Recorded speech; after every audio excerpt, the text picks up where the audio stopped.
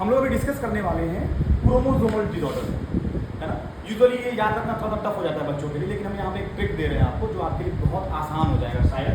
हमने इसको बोला है डॉक टी, है ना, डॉक एंड टी।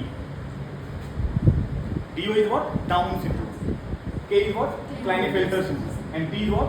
Turner syndrome. देखिए यूनिक कैरेक्टर क्या है यहाँ पे? क्रोमोसोमल डिसऑर्डर का मतलब हो गया there is a alteration of number of chromosomes. अब ऑल्टरेशन हम यहाँ क्यों कह रहे हैं? तो यहाँ बढ़ भी सकता है, घट भी सकता है। There is a chance of genetic disorder कि किसी भी कंडीशन में गैमेट फॉर्मेशन के समय में या कहीं भी एक पर्टिकुलर प्रोसेस के समय में क्रोमोसोम का बढ़ना या घटना हो गया जिसके कारण ये डिजीज हो गई, which is called as a chromosomal disorder, right. अब देखिए यहाँ डाउन सिंड्रोम में क्या हो रहा है?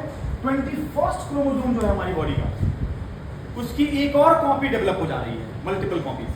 ड्यूरिंग सेल डिवीजन एक और कॉपीज चली जा रही है साथ 21st की। तो द पर्सन हैविंग 47 क्रोमोसोम। और एक टेक्निकल टर्म क्या दे दिया? ट्राइसोमी। तो ट्राइसोमी दोनों में हो रहा है, ये याद रखना है। ट्राइसोमी दोनों में हो रहा है। ट्राइसोमी जो पहला केस है डाउन का, उसमें 21st क्रोमोसोम का एडिशन हो रहा है, एक और 21st क्रोमोसोम उस इंडिविजुअल में आ गया। लेकिन क्लाइनेफेल्टर में क्या हो रहा है? एक्स क्रोमोसोम्स की डबल कॉपी हो गई। जो नॉर्मल XY होता है किसी भी मेल इंडिविजुअल में, उसमें एक और X की कॉपी जनरेट हो गई।